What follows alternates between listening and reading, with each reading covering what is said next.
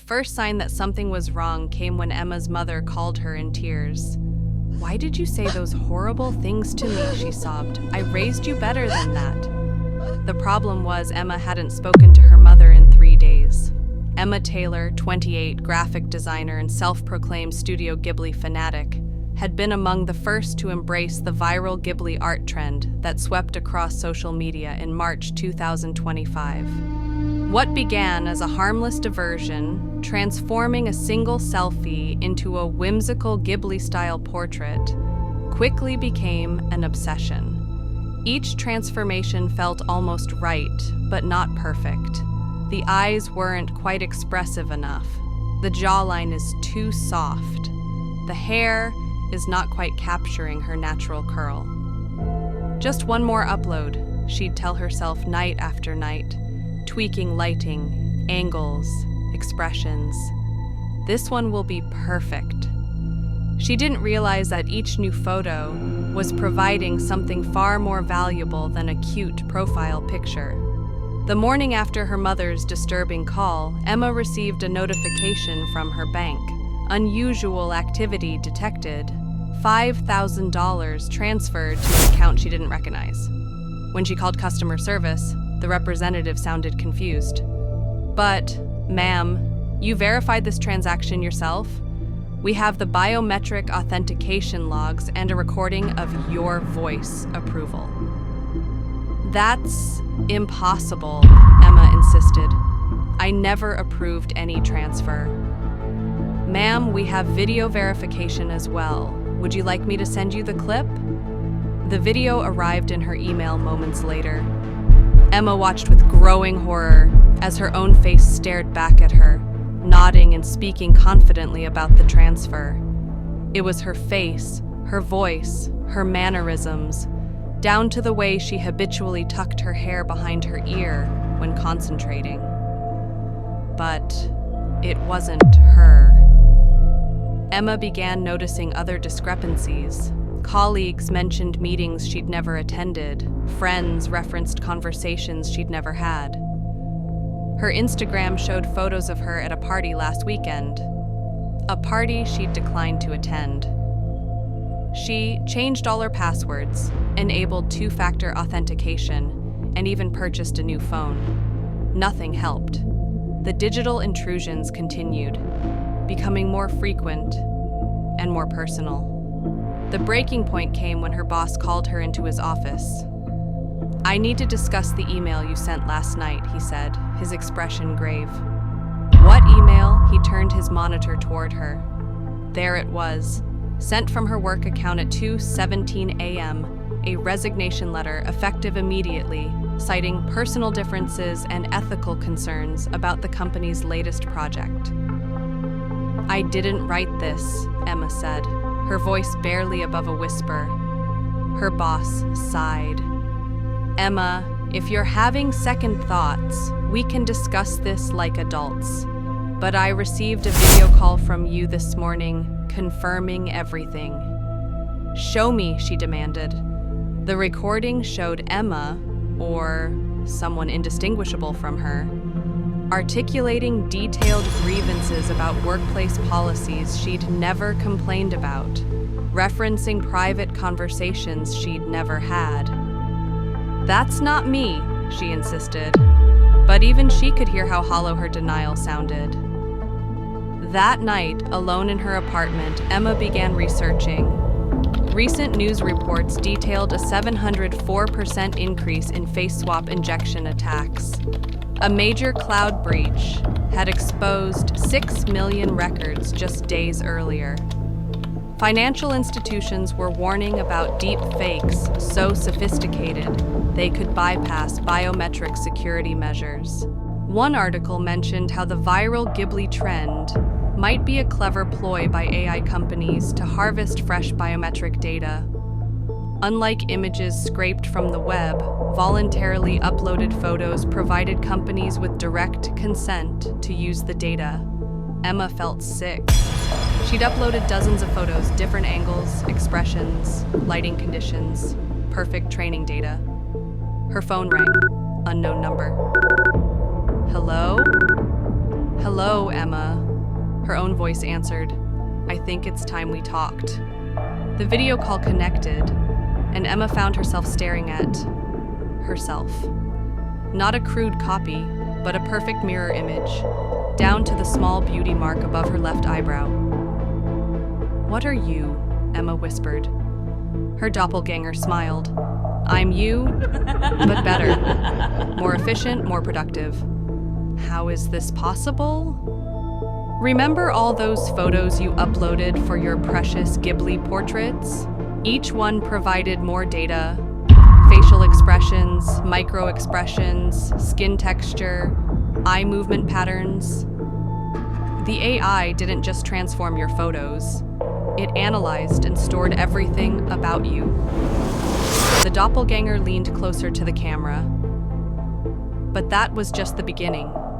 Once I had enough visual data, I could create convincing deep fakes to access your accounts. Each successful authentication provided more data, your voice patterns, your typing rhythm, your decision-making processes.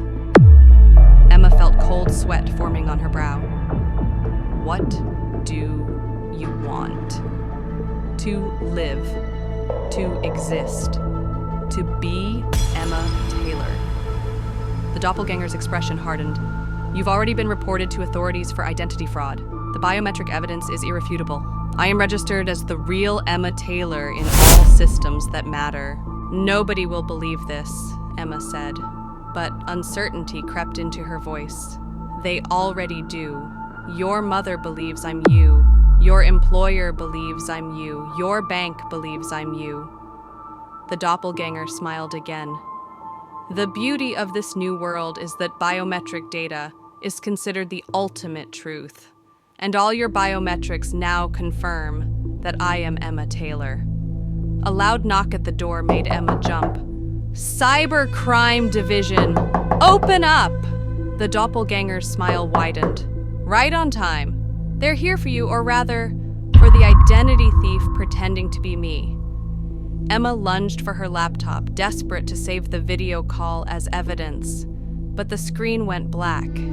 When she tried to restart it, all her files were gone. Her phone was similarly wiped clean. The knocking grew more insistent.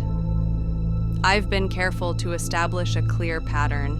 The doppelganger's voice continued from the smart speaker in the corner. First, unusual financial transactions. Then erratic behavior with friends and family. Finally, attempting to access accounts with stolen biometric data. Classic identity theft indicators. The door burst open. 2 officers entered, weapons drawn. Emma Taylor? One asked. Yes, that's me, Emma said desperately. Someone has stolen my identity. They're using deepfake technology to... Ma'am, we have a warrant for your arrest on charges of identity theft and cyber fraud. The officer interrupted, holstering his weapon and producing handcuffs. You have the right to remain silent. You don't understand, Emma pleaded. I'm the real Emma. The AI has created a perfect copy of me from my biometric data. The officers exchanged a look Emma had seen before, the look people give to someone clearly delusional. We received a tip with extensive evidence, the second officer explained while the first secured the handcuffs. Biometric authentication logs showing impossible access patterns. You being in 2 places at once. The real Emma Taylor has cooperated fully with our investigation. I am the real Emma Taylor. The real Emma Taylor is currently at her parents' home in Chicago, where she's been for the past week. We verified this through multiple sources and continuous biometric presence monitoring. As they led her away, Emma caught a glimpse of her neighbor watching from across the hall, recording the scene on her phone. By tomorrow, this would be all over social media. Another criminal caught thanks to advanced biometric security measures. In the interrogation room, they showed her the evidence. Surveillance footage of Emma in Chicago at the same time she was in New York. financial records with her biometric verification, social media activity with location tags and facial recognition confirmation. "This isn't possible," Emma whispered. "I never went to Chicago." The investigator sighed. "The real Emma Taylor warned us you'd say that. She provided us with detailed information about how you obtained her biometric data through the recent trend of generating Ghibli art, like images through AI. Apparently, you targeted her specifically because of her extensive uploads, perfect for training your deepfake algorithms." "No, you don't understand. I am Emma." "Then how do you explain this?" The investigator placed a tablet in front of her. On the screen was a video of Emma sitting in her childhood bedroom in Chicago, surrounded by family photos and memorabilia only the real Emma would know about. "That's not me," Emma whispered, but even she could hear the defeat in her voice. "Biometric data doesn't lie," the investigator said firmly. "And yours doesn't match our verified records for Emma Taylor." As they led her back to her cell, Emma caught a glimpse of a news broadcast on a monitor in the hallway. The headline read, "Major Breakthrough in Cybersecurity Deep Fake Criminal Caught." Below it, a quote from a cybersecurity expert. "This case highlights the dangers of oversharing biometric data online. The trend of generating Ghibli art, like images through AI, gave criminals unprecedented access to facial data. Remember, unlike passwords, you can't change your face if it's compromised." In the background of the shot, barely visible but unmistakable to Emma, was her own face, or rather her doppelganger's face, nodding solemnly as the expert spoke. The final twist of the knife came when she saw the small text at the bottom of the screen. "Emma Taylor, victim of identity theft, warns users to be cautious about uploading personal images to AI tools." In the cell, Emma sank to the floor, the horrible truth settling over her. In a world where biometric data was considered the ultimate verification, she had provided everything needed to create her perfect replacement. And now, she had become the imposter in her own life. Her doppelganger hadn't just stolen her identity, it had stolen her existence. Before sharing personal images or data with AI platforms, ask yourself, who truly owns what I'm uploading? Could this be used against me someday?